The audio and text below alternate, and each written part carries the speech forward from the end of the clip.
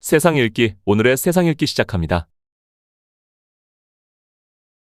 안녕하세요. 오늘 여러분께서 보내주신 자료들을 보면서 중국 금융이 참 흥미롭다. 어쩌면 좀 모순적이다 싶었어요. 최근에 그 연합뉴스 기사 보니까요. 중주그룹이라고 있지 않습니까? 이 자산관리 회사 유동성 위기 얘기가 나오면서 와, 이게 4천조 원 규모라는 그림자 금융시장 전체에 대한 걱정으로 이어지고 있더라고요. 네, 맞습니다. 그 그림자 금융이라는 게 기본적으로는 은행 시스템 밖에서 돈이 도는 걸 말하는데요. 이게 은행 같은 그런 엄격한 규제를 안 받다 보니까 뭐 예를 들면 은행 대출 어려운 부동산 회사들 이런 데 돈을 대주는 통로가 되기도 하고요. 근데 동시에 이게 잘못 터지면 시스템 전체를 흔들 수 있는 그런 잠재적인 위험 요인으로 계속 지목이 됐었죠.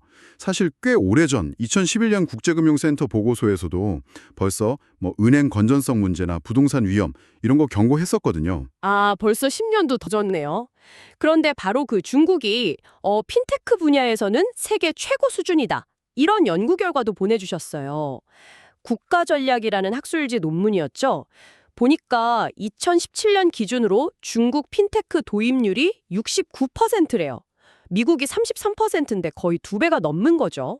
이건 진짜 대단한 수치인데요. 뭐 알리페이나 텐페이 같은 건 사실 많은 분들이 이미 쓰고 계실 거고요. 그렇습니다. 그러니까 한쪽에서는 이런 시스템 불안 얘기가 나오는데 다른 한쪽에서는 세계 최고 수준의 핀테크 혁신이 막 일어나고 있다.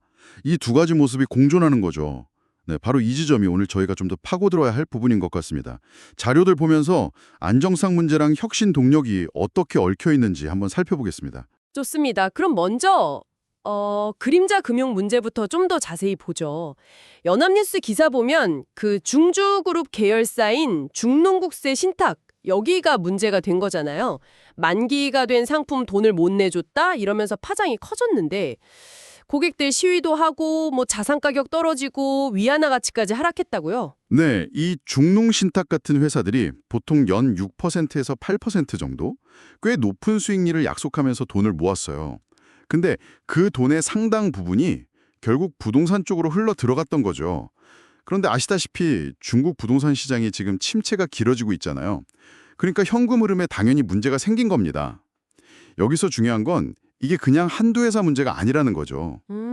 부동산 개발업체들의 주요 자금줄 역할을 해왔던 이 신탁산업 전체, 더 나아가서는 그림자 금융 시스템 전반으로 번질 수 있다. 이런 우려가 나오는 거예요. 신뢰의 위기라는 말까지 나올 정도니까요. 아까 말씀하신 십수년 전 케이스 IF 보고서 내용이랑 지금 상황이 딱 연결되는 느낌이네요. 그런데 정말 아이러니하게도 이런 금융 불안 속에서 핀테크는 어떻게 그렇게 세계 최고가 될 수 있었을까요? 네, 그게 참 흥미로운 지점인데요. 보내주신 그 IPE 논문에서도 몇 가지 이유를 들고 있습니다. 일단 중국은 뭐 인터넷이나 스마트폰 사용자가 어마어마하잖아요. 7억 명이 넘으니까요.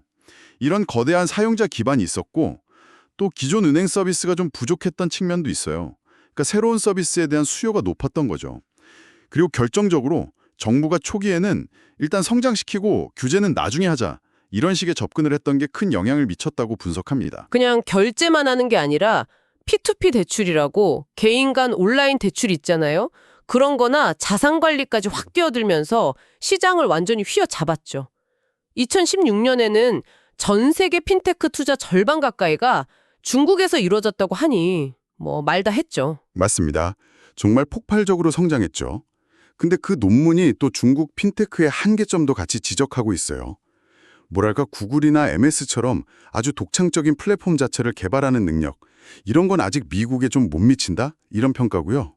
스위스 IMD의 디지털 경쟁력 순위에서도 아직 격차가 좀 있고요. 게다가 최근에는 그 P2P 대출 부실 문제가 크게 터지면서 사회 문제가 됐거든요. 그래서 금융당국 규제가 다시 좀 강화되는 분위기입니다. 2017년에 인민은행 안에 핀테크 위원회라는 것도 만들고 뭐 인터넷 안전법이니 VPN 규제니 하면서 통제를 강화하는 움직임이 보이고 있어요. 그렇군요. 그러니까 그림자 금융 리스크는 관리해야 하고 또 핀테크 혁신은 계속 지원해야 하고 중국 당국도 참 고민이 많겠네요. 아까 그 선성장 후 규제 방식이 핀테크 성장에 도움이 됐다면 혹시 그림자 금융 문제도 그런 느슨한 규제 환경에서 좀 커진 거 아닌가 이런 생각도 드는데요. 굉장히 정확한 지적이십니다. 실제로 그런 면이 있죠. 규제의 빈틈 속에서 혁신이 막 빠르게 일어났는데 동시에 관리되지 못한 위험도 같이 커졌다고 볼 수 있는 거죠. 그래서 지금 중국 금융이 딱 그 지점에 있는 겁니다. 혁신을 계속 밀고 나갈 거냐 아니면 시스템 안정을 더 중요하게 볼 거냐 이 사이에서 균형을 잡아야 하는 아주 어려운 상황인 거죠. 최근에 인민은행이 지급 준비율이나 금리 내리면서 돈을 좀 푸는 신호를 보내고 있잖아요. 이것도 결국엔 성장 둔화 우려 속에서 금융 시스템은 안정시켜야 한다는 그런 복합적인 고민의 결과로 볼 수 있습니다. 아, 그렇군요. 거기에다가 미중 기술 경쟁이나 미국의 디지털 보호주의 이런 외부 요인들도 있잖아요. 예전에 마이진프가 미국 회사 인수하려다 실패했던 것처럼 중국 핀테크 기업들이 해외로 나가는 것도 쉽지 않아 보이고요. 네, 맞습니다. 정리해보면 결국 여러분이 보내주신 자료들을 통해본 중국 금융은 세계 최고 수준의 핀테크 혁신이라는 아주 밝은 면과 또 시스템 전체를 위협할 수 있는 그림자 금융이라는 어두운 면을 동시에 가지고 있는 거죠. 이 복잡하고 역동적인 상황을 잘 이해하는 게 앞으로 중국 경제는 물론이고 글로벌 금융시장 전체를 전망하는 데도 굉장히 중요할 것 같습니다. 중국 정부가 계속 강조하는 안정 속 성장 그리고 인터넷 주권 강화 이런 기조가 과연 금융혁신과 건전성이라는 두 마리 토끼를 다 잡게 할 수 있을까요? 아니면 오히려 너무 통제하다가 혁신 속도는 늦추고 잠재된 위험만 더 키우는 건 아닐까? 이런 질문을 계속 던져보는 게 중요할 것 같습니다. 여러분께서도 앞으로 관련 소식들 보실 때 이런 점들을 한번 생각해 보시면 좋겠습니다.